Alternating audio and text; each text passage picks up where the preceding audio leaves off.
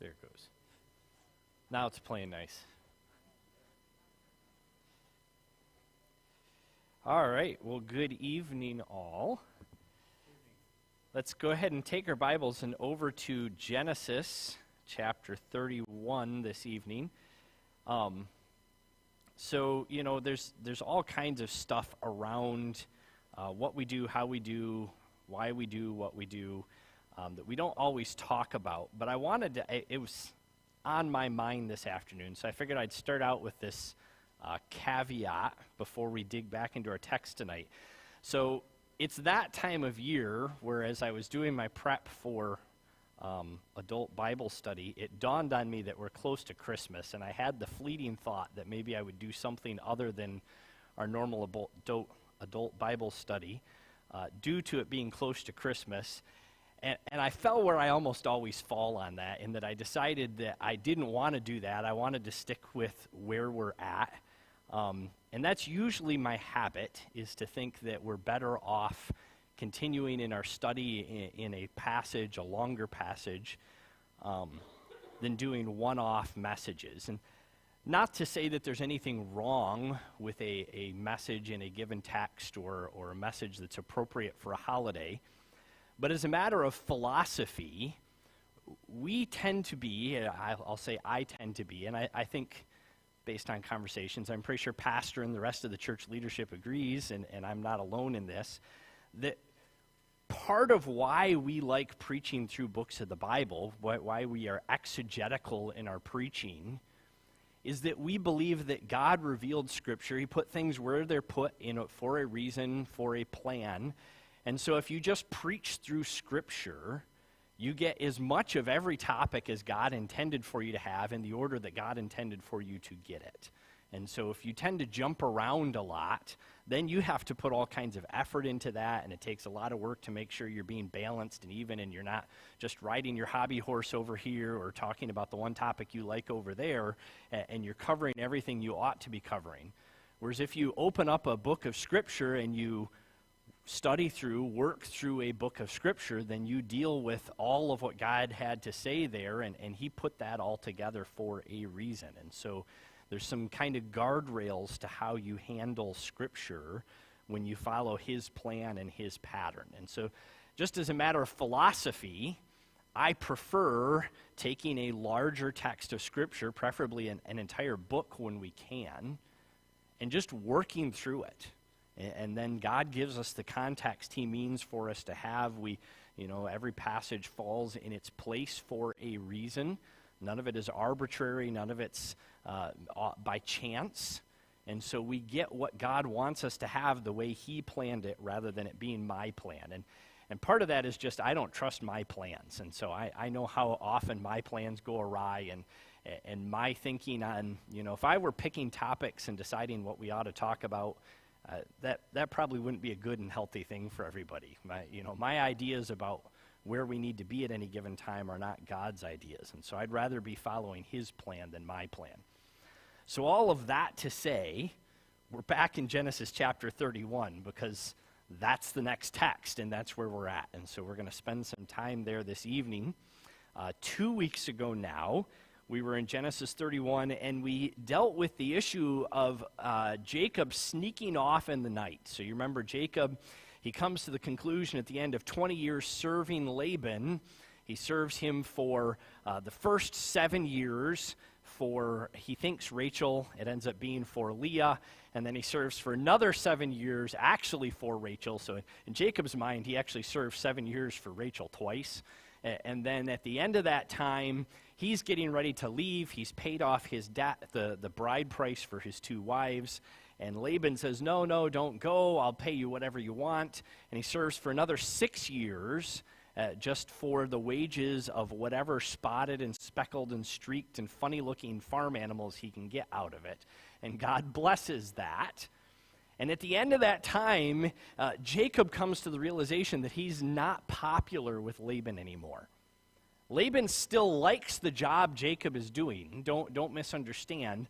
Jacob is still an exemplary shepherd. Laban is prospering as a result. But it's come to Laban's attention, and particularly to his son's attention over the course of that time, that Jacob's flocks and herds have grown so quickly that in 6 years, Jacob has bigger flocks and herds than Laban has after 20 years. And so Laban's jealous of that. Laban is a very materially focused man. His sons follow in that pattern, and his daughters, frankly, as well, follow in that pattern. And so Jacob comes to the conclusion that he's not very popular around there anymore, and his heart is longing for Canaan, and rather than telling Laban about it this time, he decides to sneak off in the night. And so he sneaks away at a time when it's easy to make his escape, and he won't easily be noticed missing. Laban finds out several days later, chases after him with a horde of men, and they catch up to him, and Laban has this impassioned speech. Why have you stolen my family? Why have you stolen all of my possessions? And you've even stolen my household gods. And Jacob, who, as much as Jacob is the trickster, and he definitely still has a strain of that in his character, he knows he hasn't stolen anything from Laban. He doesn't know that Rachel has stolen the household gods from Laban. But Jacob, in his own feeling, his own clear personal conscience, says, anything you want, search the camp, search everything, search the tents, anything of mine that you find, bring it out here, and anybody who's found with it, their life will be in your hands. And so Laban searches the camp and finds nothing.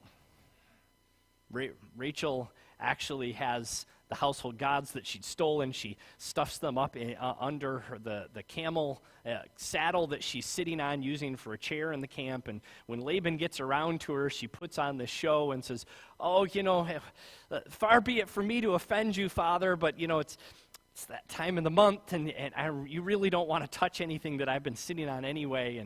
And much in accord with the character of the season, Laban's more than happy to not have anything to do with that. And so he moves on, and he searches everything else except that one saddle, and he finds nothing. And so Laban is brought to this standstill. He arrives at the camp furious, angry with Jacob. He's gotten there prepared for a fight, frankly. And the night before he confronts Jacob, God speaks to him in a dream and warns him not to take any ill action against Jacob. We don't know the exact details of that dream. We just know what was said. But however God presented himself to Laban, it was in such a manner that Laban didn't have any uncertainty about the seriousness of God's warning. He walks into the camp. He's still angry. He's still furious. He gives this giant triad against Jacob and against his thieving ways. And when he gets to the end and he's found none of his property, nothing that he can point to and say, see, that was stolen, the air is let out of him. He doesn't dare touch Jacob. He doesn't dare harm him in any way. He doesn't dare do anything against him, and he's found nothing to justify his anger. And so much deflated, we come to Genesis 31, pick up in verse 43 tonight. Laban has searched and found nothing. Verse 43 starts, and Laban answered and said to Jacob, these daughters are my daughters, and these children are my children, and this flock is my flock. All you see is mine. What can I do this day to these my daughters, or to their children whom they have borne? Now therefore, come, let us make a covenant, you and I, and let it be a witness between you and me. Laban is deflated here. He showed up full of righteous indignation. You've stolen my stuff. You've stolen my family away. You've taken, he has a very me-centered, notice how often he talks about my stuff, my family, my things. It's very me-focused. And yet when he finds nothing, he's had his warning from God, he has nothing else to do. He's raged and he shouted and he's hollered, but he doesn't end up doing anything. He makes a fairly accurate statement here. He says, these are my daughters, and these children are my children, and this flock is my flock. All that you see is mine. Now Laban there's a context here. Laban definitely means that as, look at all of my stuff that you're leaving with. Again, Laban is very me-focused, and so this is my stuff, my family, my daughters.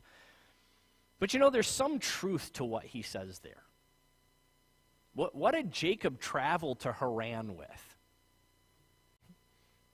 The cloak on his back and the staff in his hand, right? Nothing. He doesn't take any servants with him. He doesn't take any of his family's wealth with him. He flees out of Canaan with basically nothing because he doesn't want to give Esau any hint to when he's fleeing. And he's the heir of a double portion of Isaac's inheritance. He's the heir of the prime position in the family. He'll be the leader of the family one day, but he leaves with nothing. He arrives in Haran with nothing. And so there's some truth to what Laban says. His family is Laban's family. Every animal in the flock and the herd that he has started, at the very least, out of Laban's flock. Many of them were the striped and the spotted and the speckled animals from Laban's flock. And at the very least, all of them are born from animals that were originally Laban's. And so there's some truth to this. But even with Laban, this claim that everything is mine, see what he turns back to? But what can I do this day to these my daughters or to their children whom they have borne? Laban wants all of this. He has this sense that it's mine. And yet he doesn't want to hurt his family. And he's afraid of God's warning and unwilling to actually put his hand against Jacob and his family. And so he concludes in verse 44, "Now therefore come, let us make a covenant, you and I, and let it be a witness between you and me." After all of this, he's so frustrated, he's so pent up, he's so angry about the whole situation. But his final conclusion is, all right, let's at least make a covenant and have some ground rules here, and you go your way and I'll go mine, and we'll have some peace between us. If I can't get any of mine back, at least let's have an agreement so that I don't lose any more of mine. I think in Laban's mind, the last 20 years have just been a constant siphon of his wealth transferring to Jacob. It's not exactly the way it's happened, but that's certainly his perspective on it. He views things very much in terms of what he has lost along the way. And so we see in verse 45, Jacob agrees with this. Jacob is willing to agree with this. He sets up a stone pillar, verse 45. So Jacob took a stone and set it up as a pillar, and then Jacob said to his brethren, "Gather stones." And they took stones and made a heap, and they ate there on the heap. And Laban called it Jegar, I'm going to mutilate this, Sahadathah. But Jacob called it Gilead. And Laban said, "This heap is a witness between you and me this day." Therefore its name was called Gilead. Also Mizpah, because he said, may the Lord watch between you and me when we are absent one from another. If you afflict my daughters, or if you take other wives besides my daughters, although no man is with us, see, God is witness between you and me. Then Laban said to Jacob, "Here is this heap, and here is this pillar which I have placed between you and me. This heap is witness, and this pillar is a witness, that I will not pass beyond this heap to you, and you will not pass beyond this heap and this pillar to me for harm. The God of Abraham, the God of Nahor, the God of their father, judge between us." And Jacob swore by the fear of his father Isaac. Then Jacob offered a sacrifice on the mountain and called his brethren to eat bread, and they ate bread and stayed all night on the mountain. And early in the morning Laban arose and kissed his sons and daughters and blessed them. And then Laban departed and returned to his place. So Laban arrives with this large entourage. He's chased Jacob for 7 days. He catches up to him. And at the outset, it appears as though Laban is prepared to take some piece of what he views as his wealth back by force. At the conclusion here, he ends up making a covenant with Jacob. Look, here's the dividing line. I'll go this way, and you'll go that way, and we'll covenant together not to cross that line again in order to harm each other. It will only cross that if we're coming in peace. The reality is we don't have any record that either one of them ever crossed that line again. This seems to be basically the end of any discussion or any interchange between the branch of the family from Haran and the branch of the family that came with Abraham and was planted in Canaan. They never crossed the line again. Funny?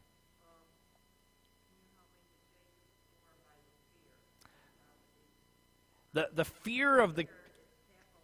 Yes, so that's a title for God that he gives. Actually, yeah, so that he talks about that. If you jump back to verse 42, unless the God of my father, the God of Abraham, and the fear of Isaac had been with me. So twice in this context, Jacob refers to it that way. And I think there's two lines of thinking on that. You can either read that as he is the one whom Isaac feared, as he had a fear towards God. This is the one true God whom he feared, whom he reverenced, whom he worshiped. You can also read that as he is the one who Isaac used, or who made others afraid of Isaac. He is the fear behind Isaac. And so as Abraham and Isaac and now Jacob live in this pagan land, more than once we've seen this happen, where God will do something in Abraham or Isaac's life, and the watching world will go, yeah, why don't you camp a little further away? We don't want your God messing around in our business anymore. Your God's serious. You know, our God, I always think when they talk about this, I think of the Philistines and Dagon. Remember, they steal the Ark of the Covenant, and they take it down to the temple of Dagon, where they've worshipped, and they hold Dagon in high esteem, and they come back the next morning, and what happens? Dagon's fallen over, and the hands are broken off, and his nose is broken off, and everybody starts getting hemorrhoids and boils in the camp, and so they set Dagon back up, and they fix the idol, and they worship Dagon again, and they come back the next morning, and he's fallen over again. And what do? They say, hey, Israel, take your God back. We don't want him anymore. Now, they have a very defective view of how gods work. They view them as being tied to things, and so they think when they give the ark back, they're getting rid of God. But there's a sense here in which we've also seen that attitude out of some of the pagan kings. Abimelech responds in that way to Abraham and Isaac both. We've seen that on a couple of occasions where they see God speaks to them, or God deals with someone around Abraham or Isaac, and the response of the pagan world is, hey, your God's not like our gods. Our gods stay in the temple where we put them, and we go and we offer sacrifice and we do what we do, and then you go home and you can ignore them. Your God does stuff. We don't want him doing stuff anymore, so you take him back. And so he's the fear of Isaac. So you can read that either way. I think either way is legitimate. I wouldn't pin my hopes one way or the other, but that's definitely, it's a title for God, and it's a sign of the reverence that they have for him. So Laban has this view here. He starts out looking to take everything. Between God's warning, I think there's a couple other pieces to that, though. Not only does God warn Laban, and it changes his heart, but also Laban makes this note on a couple of occasions, this family is my family. If Laban sets out to, by force, take back some of what Jacob has, who's he fighting with? His grandsons, the servants of his daughters and grandchildren are in the camp and are at risk of danger. I think that gives him some pause. He takes that seriously. Steve? Yeah, oh, he absolutely is. Yeah, he starts off up here, but between God's warning to him and a couple other factors here, the longer he talks, the calmer he gets. Like he's not working himself up, he's working himself back down to a state where he eventually is able to walk away. I think there's another piece to this, though. Remember, Laban catches up to Jacob the 7th day. So you're a week's worth of travel for Laban's forces out of Haran. He's just about a day and a half's journey out of Canaan. And I think it's probably occurred to Laban at some point here that Isaac and Isaac's encampment and all the armed forces that are part of that aren't that far over the border. He doesn't know exactly where they're at. He came from the opposite direction. He doesn't know that Jacob hasn't already made some contact with them. So that's hanging out there over his head as well. Jacob is the heir of all of Isaac's wealth. And then finally, well, he doesn't seem happy about it. Laban does ultimately seem to accept that Jacob has gained what he's gained honestly. Remember, Jacob makes that bold statement. Hey, anything of yours you find, bring it out here, and anybody who's found with it, their life is in your hands. What was Laban able to produce? Nothing. He doesn't like that reality. He feels like it's all his. But he doesn't have anything to hang his hat on. He can't find anything to show, to say, that's mine and you took it. Right, yeah, Jacob says, hey, bring all the families here. Everybody who knows the flocks and the herds and who knows the deal of how Jacob's gotten paid and who knows, they've all been to each other's homes. They know what the stuff is. Point to the chair that's yours. Point to the whatever that's yours. There's nothing there. And so Laban has all of these things that ultimately he calms himself down. Verse 45 and following, we have this portrait. This is a fair sample of a binding covenant at the time. So there's a couple pieces of this to notice. The first one is they set up this pillar of stones. They set up a memorial. And so that's important. We're going to find Israel doing this a number of times. When you get to the other side of their sojourn in Egypt, they return to Canaan. There's a number of these memorials that get set up in the first few years when Israel is there. These are spots. In fact, Israel at one point, trying to remember which one it's the one where they cross over Jordan. At one point, they pile up the pile of rocks on purpose, and they give this very direct, very descriptive statement of why we're doing that. And the reason is so that, hey, someday when your children's children walk by and they see the pile of stones and they say, what does that mean? You'll have a reason to tell them about what God did here. By the way, I don't want to get political tonight. That's not the point. I have lots of political thoughts. That this isn't the venue for them. But that's why tearing down statues is stupid. The point of a statue is to be a memorial. It is not to say that we think that everything so-and-so did was spectacular. It's to remember what happened. Good or bad. And sometimes the bad is just as important as the good. The things that we don't ever want. There are memorials memorializing the Holocaust in Germany. Is that because everybody in Germany thinks the Holocaust is great? No, they've pretty well. Germany, not 100%, but more than you would believe, has recognized the fault in their thinking and has turned their back on that bad thinking that led to the Holocaust, that led to Nazism in Germany. They don't have memorials because they think it's a good thing. They have memorials because they don't ever want to forget what happened. And so this is a memorial. This is one of the things you did when you had a covenant. You'd build a memorial so that you had something to go point to and hang the story on of what happened there. A reminder of why something happened. A reason to tell the story. A place where you can go to and you can see a physical, visible reminder of what history had taken place. And so they build the memorial. Not only that, they have this meal that they sit down to and they eat together. They take a meal together, particularly in the Middle East. Eating together is a sign of being bound together. Breaking bread together is a sign. You don't eat in the presence of your enemies. You may provide food for them and they're welcome to eat outside the camp. But you don't sit down and break bread with people who you consider your enemy, who you're not willing to make an accord with. And so part of a covenant was eating a meal together and saying, look, we're going to trust each other to keep this covenant. We're going to witness this together.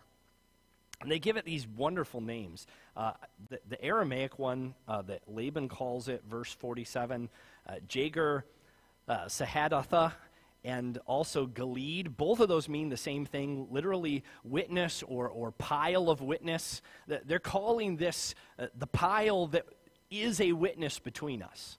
They're saying this, we're making this pile, and it's going to be the watchtower, as it were, watching as we go by on the road to make sure neither one of us is going where we don't belong. That's its job, is to stand as a witness before us. And then Jacob later on calls it, verse 49, he calls it Mizpah. That's a name that we actually know a little better. That's a common Jewish name. That means judgment or place of judging. And so Jacob says, this is the place where God judged between us. You had an argument with me, and we discussed it, we dealt with it, and it was judged between us, it was dealt with. And so they have the witness, they name the place, they eat together, and then there are the terms of the agreement. Verse 49. In Mizpah, because he said, may the Lord watch between you and me when we are absent from one another. We're making this covenant, so we're covenanting together that God's going to keep an eye on us. You know, they don't come right out and say it, but I think there's some irony here. Both Jacob and Laban, two of the most cunning, conniving men in Scripture, both feel like the other one's untrustworthy and needs to be watched. There's a certain irony there. Hey, we're going to covenant together that God's going to keep an eye on you for me, and he's going to keep an eye on me for you. That's what's going on here. And look at what Laban says here, verse 50. Just the irony reeks through here. If you afflict my daughters, or if you take other wives besides my daughters, although no man is with us, see, God is a witness between you and me. So they're laying out the terms. What's the covenant going to be? What are the terms of how we're going to treat each other? What's Laban's first one? You're going to treat my daughters well, and you're not going to take any other wives. Well, whose fault is it that Jacob has multiple wives in the first place? Laban arranged that from the get-go. Jacob was not looking for multiple wives. Now, I wish he had done something about it along the way and hadn't ended up with multiple wives. But his intent was to marry Rachel from the outset. He wasn't interested in Leah. He wouldn't have ended up married to Leah if Laban and Leah hadn't tricked him into it and connived for him to end up that way. And so there's a certain irony here to Laban being worried about Jacob taking other wives. But that's one of the terms that he lays out. Carry on down a little further. Verse 52, Jacob says, this is the heap between us. Verse 52, this heap is a witness, and it's a pillar as a witness, that I will not pass beyond this heap to you, and you will not pass beyond this heap to me, at this pillar to me for harm. The God of Abraham, the God of Nahor, the God of their father, judge between us. And Jacob swore by the fear of his father Isaac. And so Jacob sets up his terms that we're not going to cross over. There's not going to be any more passing between. It's certainly not for ill. We're going to both keep on our own sides of the pillar, and we're going to leave each other in peace. And notice the names that are given here. This is a very interesting litany of names. Verse 53, the God of Abraham, the God of Nahor, Abraham's brother, Laban's father, and the God of their father, Haran, who originally left Ur the Chaldees with Abraham and Nahor and traveled up to the city that now bears his name. And then we're told, and Jacob swore by the fear of his father Isaac. They're intentionally, as they're swearing this covenant with each other, they're building some commonality. They're trying to find some common ground. They're trying to build the link that says that we're swearing by the same God here. The God of Abraham, the God of Isaac, the fear of Isaac, the God of Nahor, and the God of their father. Now, what's interesting about that is we have some clues that Haran and Nahor, at least, or at the very least, Nahor's son, Lot, knew who the one true God was.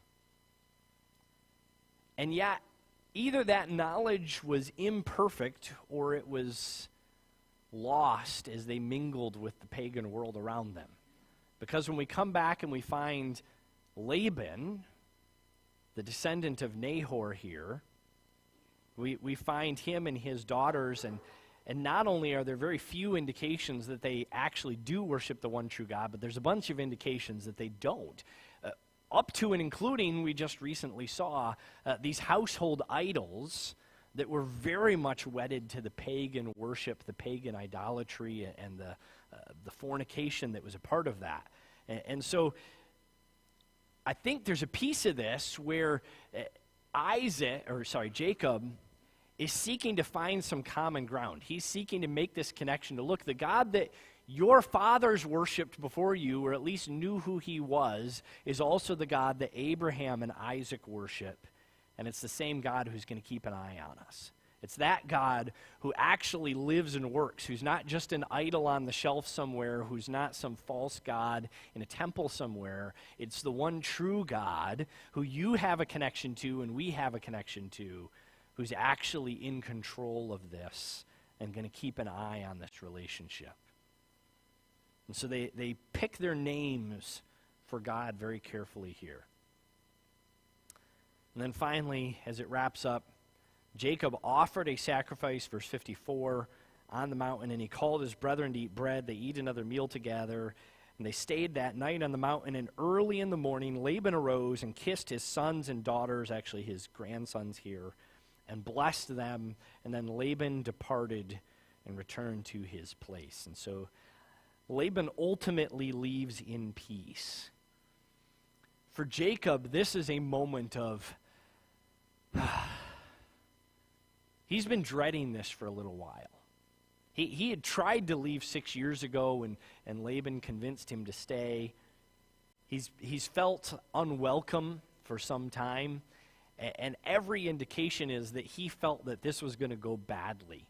And he tries to sneak out in the night. He presents things to his wives as he's trying to win their support for the choice in a way that's very lopsided. He works every angle, as we're used to Jacob doing, in order to try and get every advantage he can as he flees out with his great substance.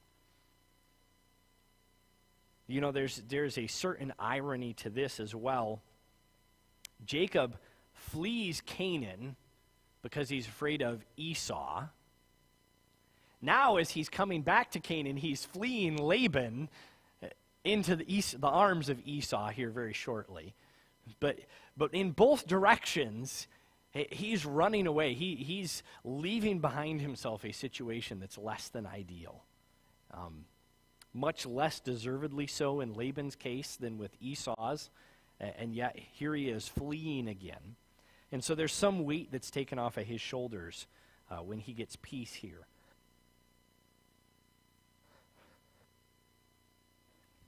Excuse me, pardon. So you have this great sigh of relief at the end of chapter 31. Jump down to chapter 32, verse 1, and you don't catch your breath for very long. Jacob is on the border of Canaan here. He's just to the north, in the mountains just to the north and east of Canaan. And chapter 32, verse 1 says, "So Jacob went on his way, and the angels of God met him. And when Jacob saw them, he said, 'This is God's camp.' And he called the name of the place Mahanaim." We're going to pause there for a moment. So as Jacob packs up and begins to move again towards Canaan, he's left Laban behind him. He catches his breath. We get exactly 2 verses of peace here before we jump into him being concerned about Esau in verse 3. But in these 2 verses, we find another parallel to him fleeing. So you remember when he flees, he stops and sleeps the night in Bethel in north central Canaan. And while he's there, he has the vision of the angels on the ladder ascending and descending from heaven. God gives him the confirmation that he's going to provide for him and take care of him, even if he leaves the land, and he'll provide for him and bring him back to the land. Now Jacob is returning to the land, and as he approaches the border of Canaan, he once again has a vision of God's angelic hosts. And this time he sees that they have an entire encampment there. And he calls it, verse 2, this is God's camp. The name Mahanaim that he gives there literally means double camp. And so he says, look, I've got my camp, and God's got his camp here too. And God's camped with me. And he recognizes that this is a confirmation of God's presence with him. This is kind of the parallel event to him seeing God's angelic hosts on his way out, and now they're here again as he returns. That should give him peace of mind. It ought to give him an assurance that the God who has made promises to him, the God who's provided for him for 20 years in a spectacular way, is still protecting and providing for him and watching out for him. But we're going to see his anxiety level ratchet up as soon as Esau casts his shadow over his life again. Bonnie? Yeah. Yeah, and God is, that's so true. And I'm just always overwhelmed with how much that parallels our own lives. God is just so merciful to us. We don't deserve how good God is to us. Not from start to finish. Like Jacob, we're trouble from the get-go. And yet God is pleased to dwell with us. And I think there's something to this here. You know, very often God gives us encouragement. He gives us reminders. He gives us things that ought to draw our thinking back to him and fix our eyes on him where they belong. And then we get into the difficulty, and what happens? Our eyes get off God again. You know, we all have the Peter problem. You remember Peter? He's in the storm, and he sees Jesus walking across the water, and he says, Jesus, if it's really you, call to me. Peter's always saying things, and like they're halfway out of his mouth before he figures out what's going on. And so he says, hey, if it's really you, call to me. And Jesus calls to him. Okay, here I come, Jesus. And he starts walking on the water, and he's doing great while he's got his eyes on Jesus. And the moment his eyes are off Jesus, he starts to sink. We have that. You know, it's easy to pick on Peter. Hey, Peter, you're walking on water. Just keep your eyes on Jesus, and it's going great. But we do that all the time. We get in the middle of difficulty, and what's the first thing we do? We take our eyes off Jesus. We get focused on the problem. We get focused on ourselves. We get focused on how we're going to deal with it. We get all the things, but not focused on Christ. And of course, then we start to feel like we're sinking, and we start having problems because our attention's not where it ought to be. Bonnie?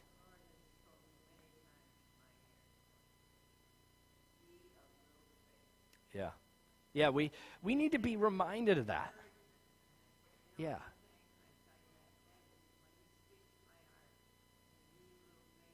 Right. We need to be looking at him, and he deserves, you know, when God says ye of little faith, that's not him looking at us and saying there's something wrong with you. We don't come with faith. Faith is a work that he does in us. That's a reminder that he's at work in us. He's doing something that's drawing us back to him. Steve?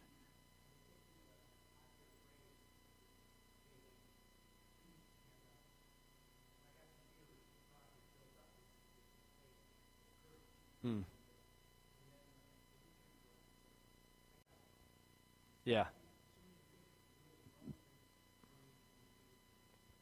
And that's, yes. And so Jacob, actually, that's a really great point, because Jacob is about to try and deal with this on his own. So he has this moment of seeing God's encampment and being encouraged that the God who has taken care of me, the God who's revealed himself to me, the God who's confirmed the covenant to me is still here and he's with me. Jump to verse 3. Then Jacob sent messengers before him to Esau his brother in the land of Seir, the country of Edom, and he commanded them, saying, Speak thus to my lord Esau. Thus your servant Jacob says, I have dwelt with Laban and stayed there until now. I have oxen and donkeys and flocks and male and female servants, and I have sent to tell you, my lord, that I may find favor in your sight. Right out of the gate, Jacob is worried about what Esau is going to do. And so notice, Esau at this point is not living in the land of Canaan. He's living in Edom. That's south and just to the east of Canaan. It's further down towards the Arabian Gulf, towards the Red Sea. He's not living directly in Canaan. Jacob's on the border of the land of Canaan, and as he's getting ready to cross over into the land, he sends servants to go find Esau, not even in Canaan, and say, hey, Esau, I'm coming back to Canaan, and I just wanted to let you know God has blessed me and provided for me, and I'm hoping to find favor in your sight. Esau is living rent-free in Jacob's head. Jacob has his mind on Esau. He can't help but worry about him. He's concerned about what Esau is going to do before he even is in the land all the way. He wants to know where Esau is at and what's going on. Verse 6. Then the messengers returned to Jacob, saying, We came to your brother Esau, and he also is coming to meet you, and 400 men are with him. Jacob's ears go, what? He's coming, and he's got 400 men with him. And Jacob, you know, this goes back to in the households. Jacob is well aware of this. He knows Isaac's household. He's heard the stories of Abraham and his household. In the household, all of the adult men are effectively the armed retainers of the camp. Everybody knew how to fight at least a little bit. They had to be able to defend themselves against wild beasts, against bandits, against roving bands. And so this does not necessarily mean that this is a war party, and yet how does Jacob hear it? Esau's on his way with a war party. Because in Jacob's mind, he can't get over how he treated Esau. It's 20 years. 20 years since he fled out of the land, 20 years and maybe a little bit, probably not much, since he stole Esau's birthright and blessing. 20 years, and Jacob knows how furious Esau was then, and Esau has been hovering on the fringes of Jacob's thinking for those whole 20 years. He's been dreading this moment. And so when he hears that Esau is on his way, Jacob hears it in the worst possible light. Pick up verse 7. So Jacob was greatly afraid and distressed. Boy, what a change. He had just seen the vision of God's angels camped among him. He'd just had the reminder that God was taking care of him. He'd just gone through this episode where he's dealt with Laban and God protected him and everything worked out because God was taking care of him. And Jacob had just reminded Laban that God was on his side and was looking out for him, providing for him even when Laban was against him. And yet he hears Esau's on the way and he's greatly afraid and distressed. This is the boogeyman of Jacob's thinking. Esau's on his way. And so Jacob, verse 7, he divided the people that were with him in the flocks and the herds and came in two companies. And he said, if Esau comes to the one company and attacks it, then the other company which is left will escape. And we're going to see a bunch of things. He's about to do several things here all in a row that just emphasize how distressed and worried he is. So the very first thing, he hears Esau's coming and he says, all right, everything's split in two, the flocks and the herds and the family and the people and everything. We're going to divide up into two camps. And at least if Esau attacks one, he won't get everything. Verse 9. Then Jacob said, O God of my father Abraham and God of my father Isaac, the Lord, who said to me, return to your country and to your family, and I will deal well with you. I am not worthy of the least of all the mercies of all the truth that you have shown your servant. For I have crossed over this Jordan with my staff, and now I have become two companies. Deliver me, I pray, from the hand of my brother, from the hand of Esau, for I fear him, lest he come and attack me and the mother with the children. For you have said, I will surely treat you well, and make your descendants as the sand of the sea, which cannot be numbered for multitude. This is the best thing that Jacob does out of all of this. He does the right thing. It doesn't override his fear. But what a change we see in Jacob out of this. Jacob, who up until now we've had flickerings of his character building. But this is the first time that Jacob encounters adversity and responds in prayer. Every other time, he's responded, he's tried to fix things, he negotiates with Laban, he does this, he takes steps for himself. Here he responds in prayer. Now, his prayer reflects the terror of his heart. But he's doing the right thing. He responds in prayer. God who called me, God of my fathers, God who has promised me this. And notice, he does a really good thing here. Sometimes people pick on this. I think this is great. He reminds God of God's promises. And so I think that's great. And the reason I say that, who is prayer for? When we pray, who is prayer acting on? God or us? Yeah, us. See, God, who has eternally planned every movement of every molecule for all of time, doesn't change his mind because we prayed today. God's never changed his mind. God has known what's right. He's had his plans from eternity past.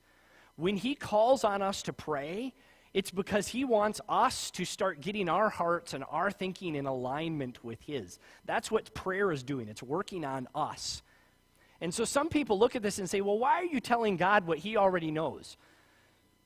Well, what else are you going to tell God? There's nothing God doesn't already know. You don't have any things to tell God that he doesn't already know. Yeah, when you're agreeing with him, when you're praying and saying, God, do you know what you've done? Do you know what you've promised? Do you know what you've said you'll do? That's not reminding God. That's reminding yourself. And so God here is moving in Jacob's heart. And Jacob, even in his terror, he starts praying, God, you're the God who's been faithful to me. You're the God who's been merciful, even though I don't deserve you being merciful. You're the God who promised that if I returned, you would provide for me. You're the God who promised that my family would one day be as the descendants of the sand of the sea. You're the God who's done all these things. And I don't know what's going to happen, and I'm terrified of Esau. But you're the God who's in control. And so he's putting his faith and his trust in God. Now, like us, one of the great values of the Old Testament characters, we see ourselves in this. He's not perfectly trusting. He still acts out of his fear. He still does some things that show that he's still terrified of Esau. But he begins down that right path of praying and seeking God's comfort and God's control in the situation. Steve?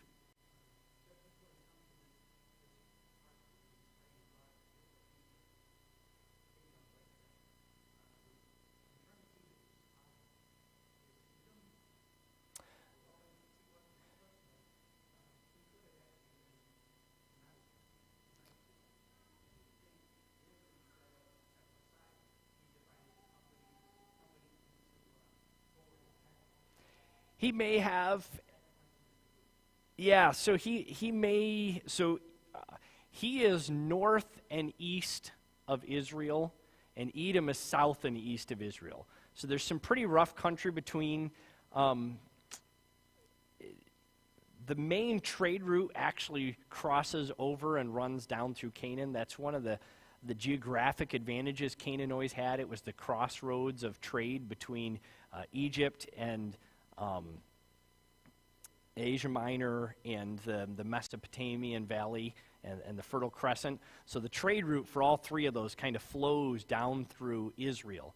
So the main road would have caused either one of them to cross into Canaan in order to get to each other, but there were other paths And certainly I think as Jacob is dividing his company here, there's a few clues later on that make it clear. I don't think he divides his family. I think there's half the stuff and half the people, and then there's the other half and the other half of the stuff and the family. And so there's definitely one of them that if it's going to get attacked, he's probably positioning so that's the one that gets attacked. He's trying to not lose everything all in one fell swoop, but it's not like he's splitting his family up here, it doesn't appear. So Jacob prays, and he cries out to God. He's seeking God's face, and that's a great response. That's the response he should have had, but we see that much like us, that doesn't bring him the peace that it might have. And so pick up in verse 13 as he continues on. And we read, "And so he lodged there the same night, and took what came to his hand as a present for Esau his brother, 200 female goats and 20 male goats, 200 ewes and 20 rams, 30 milk camels with their colts, and 40 cows and 10 bulls, and 20 female donkeys and 10 foals. Then he delivered them to the hand of his servants, every drove by itself, and said to his servants, 'Pass over before me, and put some distance between successive droves.'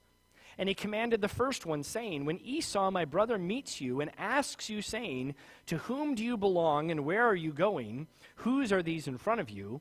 Then you shall say, They are your servant Jacob's. It is a present sent to my lord Esau, and behold, he also is behind us.' So he commanded the second and the third and all who followed the drove, saying, 'In this manner you shall speak to Esau when you find him. And also say, Behold, your servant Jacob is behind us. For he said, I will appease him with the present that goes before me, and afterward I will see his face. Perhaps he will accept me.' So the present went over before him, but he lodged himself that night in the camp." It's pretty clear from the way things play out here that Jacob is still terrified of Esau. Jacob prays and he sets up his camp for the evening, and I love this phrase, and he took what came to his hand. You know, whatever he could find lying around is what that turn of phrase means. And what he finds lying around is 580 animals. You know, just a little bit. Whatever you have sitting on the sideboard. And so this gives us some clue both to the level of Jacob's anxiety over this. It's a very extravagant gift, but also to the amount of wealth that he's acquired while he's been in Haran, that he can afford to give this gift. This isn't all of his flocks and herds. This is what he has lying around. Larry? Yeah, he's offering this as, you know, there is an argument to be made that Esau owes some sign of fealty to Jacob as the heir of the household, the one who has the blessing and the birthright. And Jacob willingly turns that around and pays the tribute to Esau and says, I'm giving you a gift. He's being as magnanimous as possible. He's giving a fairly large gift here. Again, I think this gives us some great indication of how much trepidation he has of meeting Esau again. He is afraid that Esau and the 400 men are coming to take everything by force and maybe do the thing that Esau said he was going to do in the first place and just kill Jacob and get it over with. And so Jacob is looking for a way to find peace with Esau, to find some kind of accommodation with Esau. And so he sets this whole thing up. So he finds that, you know, whatever's lying around at hand, and he finds 200 female goats and 20 male goats, and 200 ewes and 20 rams, and 30 milk camels with their colts, and 50 cows and 10 bulls, and 20 female donkeys and 10 foals. So 5 different kinds of animals here. And he sends them on, each one as their own drove, their own herd, and spaces them out and says, all right, leave some space between yourselves. And as you go, you're going to travel down the road because Esau knows where we're at. And so we pretty much know what road he's coming on. So you start going down the road, and when you run into Esau, he's going to ask, where are you going? Whose are you? Where are you coming from? What's going on here? And the response is going to be, these are my servant Jacob's, and he sends them as a gift for you, Esau, and he's a little ways behind us. So Esau gets the first one, the female goats and the 20 male goats, and he'll get that one. And in Jacob's plan, okay, well, he'll get the gift, and then he'll think I'm right behind it. And then he's going to run into another one, and they're going to have the same story. And so he'll get that gift, and then he'll think I'm right behind it.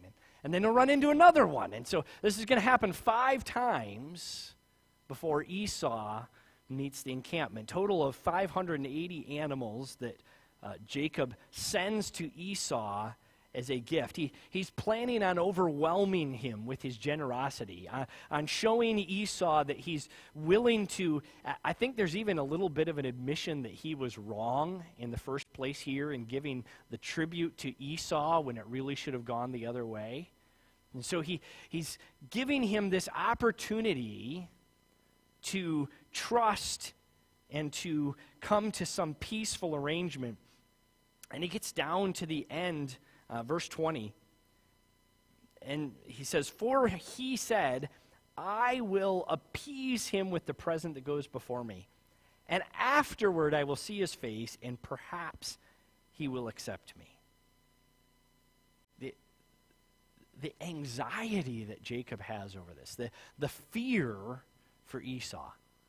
I'm going to send this ahead, and maybe if I overwhelm him with the gift, and maybe if I just pour it on, his anger will be softened by the gifts. And maybe he'll accept me. Perhaps he'll accept me. Maybe he won't draw a sword the moment he sees me, is what Jacob is hoping for here. Verse 21, so the present went over before him, so crosses over the river into Canaan and begins traveling down the road. And he himself lodged that night in the camp. So they have the camp set up, and he's there. And Jacob is the anxiety, the anxiousness, the fear. He's divided. He's taken every precaution he can think of. He's divided the camp. He's prayed to God. He's sent the present ahead. And he's trying to quiet himself. Verse 22. And he arose that night. Boy, it's 5 of 7. We're not going to get all the way through this. And he arose that night. I thought maybe we were going to finish this out, but we're not going to do that. And he rose that night and took his 2 wives and his 2 female servants and his 11 sons, and he crossed over the ford of Jabbok. So he crosses south of the road over the river, not into Canaan, but just off a little ways, puts one more river ford between himself and the 2 encampments of the flocks and the herds. And he crosses over the ford of Jabbok. In verse 23, and he took them and sent them over the brook and sent over what he had. And then Jacob was left alone, and a man wrestled with him until the break of day. Now when he saw that he did not prevail against him, he touched the socket of his hip. And the socket of Jacob's hip was out of joint as he wrestled with him. And he said, let me go, for the day breaks. But he said, I will not let you go unless you bless me. So he said to him, what is your name? And he said, Jacob. He said, your name shall no longer be called Jacob, but Israel, for you have struggled with God and with men and have prevailed. Then Jacob asked, saying, tell me your name, I pray. And he said, why is it that you ask about my name? And he blessed him there. So Jacob called the name of that place Peniel, for he said, I have seen God face to face, and my life is preserved. And just as he crossed over Peniel, the sun rose on him, and he limped on his hip. Therefore, to this day, the children of Israel do not eat the muscle that shrank, which is in the hip socket, because he touched the socket of Jacob's hip in the muscle that shrank. We're not going to get through all of the meat that's in this. We're going to have to come back for this in 2 weeks. Yeah, no pun intended, sorry. In 2 weeks, because next week is the Christmas Eve service. Actually, 3 weeks, because the week after that will be New Year's Eve, and there won't be an evening service. So in 3 weeks, we'll come back and we'll dig into all of this. But there's a little bit here, as Jacob, in his anxiety, he sends his family across, and they're camped, and they're spending the night, and he's trying to make everybody as safe as he can, and he's wrestling with his own thoughts and his own conscience, and then a man comes and begins to wrestle with him. This is one of those events that defies some of our understanding. Who Jacob thought this was, we don't know. Whoever it is, Jacob begins to wrestle with him. Now remember, Jacob is not a young man at this point. He's about 80 years old, and he wrestles all night with this guy. That's quite a feat. He was a very spry 80. All right, I see kids coming up. You guys can come on in. We will wrap up there, and we'll come back to Jacob wrestling when he's 80 in 3 weeks, and talk about 4 weeks. Yeah, 3 weeks off, 4 weeks before we talk again, right? That's right. That is fellowship meal. 4 weeks. And then we will talk about Jacob wrestling with God in 4 weeks. All right, let's close up with a word of prayer. Our Heavenly Father, we thank you for the truth of your word.